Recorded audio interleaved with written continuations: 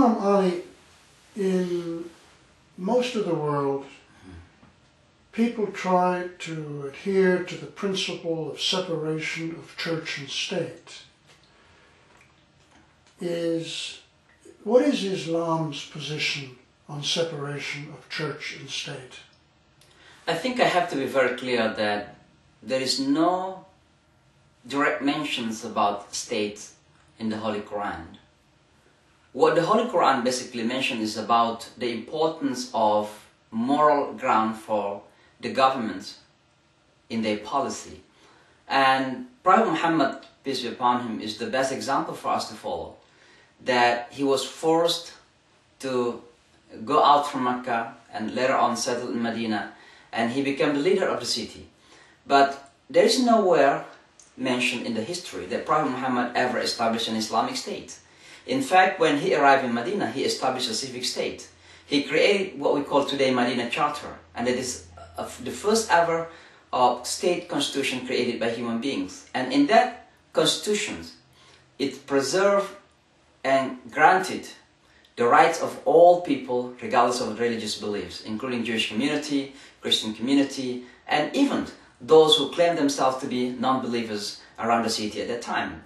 The charter is very clear that Medina is not just for the Muslims, it's not an Islamic state, it is the state where everyone enjoys full rights. So the notions about separation of church and state basically is very clear, that the role of Islam may be played as a moral ground, where the governments will refer to the teachings in taking some policy in deciding certain policy making for the public. But Islam never talk about the formal Islamic state because it is not anywhere mentioned in the Holy Quran.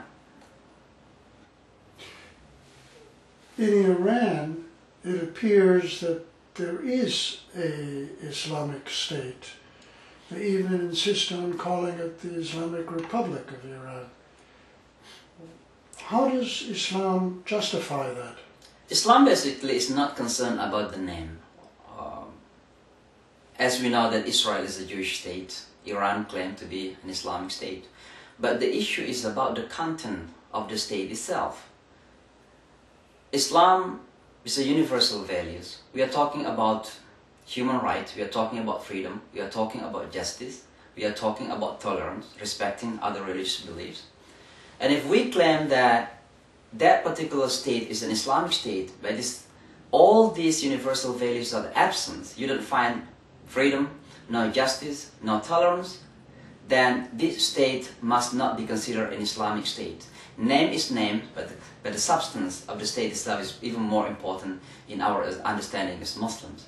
So again, Islamic state is not about the name, it's about the content. And I think what is more important within the Islamic state is respecting the human rights, equality, justice, tolerance towards other religious beliefs, and prosperity for the people.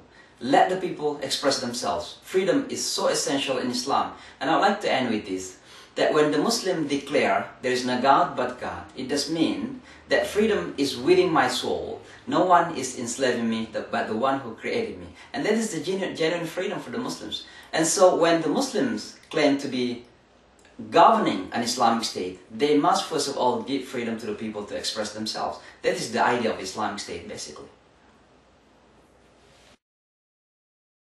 If you have any questions on any of these items, please send me an email and maybe I can help.